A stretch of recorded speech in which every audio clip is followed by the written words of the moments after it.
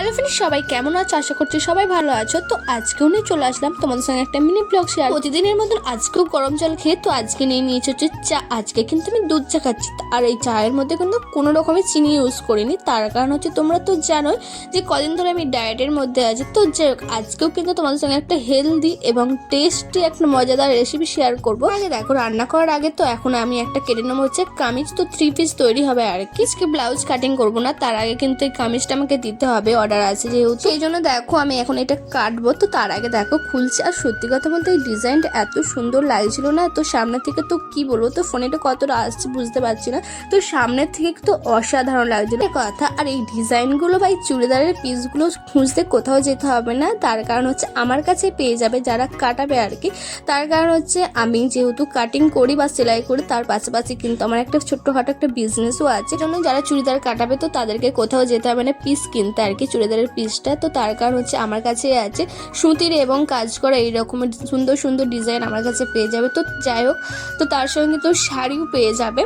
তো যাই হোক, অনেক কথা বলে ফেলেছি। আর এদিকে দেখো আমি কিন্তু চুড়িদারটা কাটিং করবো। তো তার আগে দেখো এখানে আয়রন করে নিচ্ছি। যাই হোক, আমি কিন্তু সবার প্রথমে কিন্তু দেখো প্যান্টের পিসটা কেটে নিচ্ছি। আর প্যান্টের পিসটা ছিল হচ্ছে পুরোটাই সিম্পলের মধ্যে ছিল।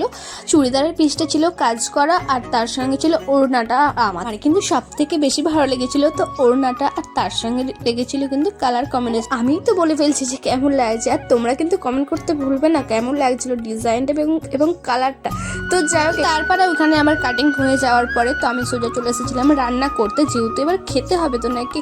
তো যাই হোক, আজকে কিন্তু আমি করবো চাউমিন। আরে হ্যাঁ, ঠিকই শুনেছো, চাউমিন করব। আর তোমরা ভাবছো তো যে ডায়েট করছি তাও আবার চাউমিন। আরে হ্যাঁ, ঠিকই শুনেছো। আর চাউমিনটা করব কিন্তু একদমই হেলদি এবং অয়েলি ছাড়া, একদম সামান্য তেল দিয়ে হবে চাউমিনটা। তো তার জন্য দেখতে হবে পুরো ভিডিওটা। সত্যি কথা বলতে ডায়েট তো সমস্ত কিছু তো ত্যাগ করা না, নিজের স্বাদটাকে বা নিজের ইচ্ছাটাকেও তো একটু গুরুত্ব দিতে হবে নাকি। তো সবসময় তো সেদ্ধ জিনিস খেতেও তো ভালো লাগে না, তো তার জন্যই আর কি তো এই রেসিপিটা। তো যাই কথা বলতে বলতে ভিডিওটা কিন্তু অনেকটাই এগিয়ে গেছে। তো সবার প্রথমে তো দেখতে পেলে তো আমি নিয়ে নিয়েছিলাম বাঁধাকপি, তার সঙ্গে গাজর কেটে নিয়েছিলাম সরু সরু করে। আপনারা চাইলে এর সঙ্গে কিন্তু ব্রকলি, মটরশুঁটি, ক্যাপসিকাম সমস্ত কিছুই ব্যবহার করতে পারেন। তার কারণ হচ্ছে আমার কাছে যেহেতু এগুলো ছিল না, তো অল্প কিছু সবজি ছিল, তো সেগুলোকেই আমি কেটে নিয়েছিলাম। তারপরে আমি কিন্তু কতগুলো সোয়াবিন আর চাউমিনটাকে নুন দিয়ে সেদ্ধ করে নিয়েছিলাম। তো তারপরে সেইগুলোকে দেখো জল ঝরিয়ে রেখেছি। তো তারপরে আমি কিন্তু সোয়াবিনগুলোকে ছোট ছোট করে কেটে নিয়েছিলাম, যার কারণ হচ্ছে সোয়াবিনগুলো যেহেতু অনেকটাই বড় বড় ছিল সেই জন্য। তো তার সঙ্গে আমি কতগুলো ধনে পাতা আর একটা কাঁচা লঙ্কা কেটে নিয়েছিলাম। তারপরে এই যে দেখো, এই দিয়ে কিন্তু আমার সমস্ত কিছু জোগাড় হয়ে গেছে। আর এই দিয়ে কিন্তু আমি কড়াইও চাপিয়ে দিয়েছি। আর কড়াইটাকে কিন্তু সবার প্রথমে ভালো করে গরম করে নিতে হবে।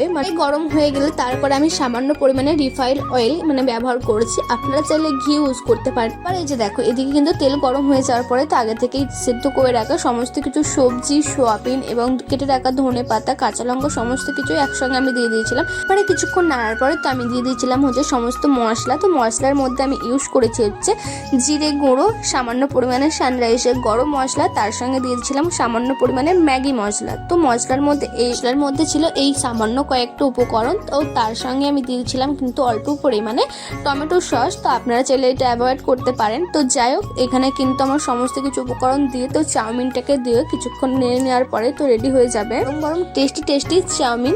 তো যাই হোক, একবার এইভাবে বানিয়ে দেখতে পারেন। আর তার সঙ্গে দেখো এবার কিন্তু আমি নিয়ে নিয়েছিলাম অনেকটা পরিমাণের স্যালাড, তার সঙ্গে ছিল শসা এবং টমেটো।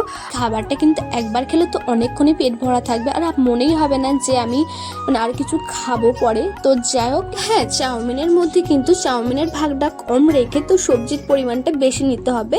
তো তারপরে কিন্তু স্যালাডটাও বেশি পরিমাণে নিতে হবে। যাই হোক, খাবারটা খেতে কিন্তু দুর্দান্ত লেগেছিল খেতে। তো যাই হোক, আর এদিকে দেখো প্লেটে কিন্তু একদমই তেল লেগে নেই, যেহেতু একদমই অল্প তেলে রান্না হয়েছে খাবারটা, তো সেই জন্য। তো যাই হোক, এইভাবে একবার বাড়িতে বানিয়ে দেখতে পারেন খাবারটা। তো যাই হোক, আজকের ভিডিওটি এখানে শেষ করলাম। যদি ভালো লাগে একটা লাইক কমেন্ট করে যেতে পারেন। তো আজকের মতন বাই বাই গাইস।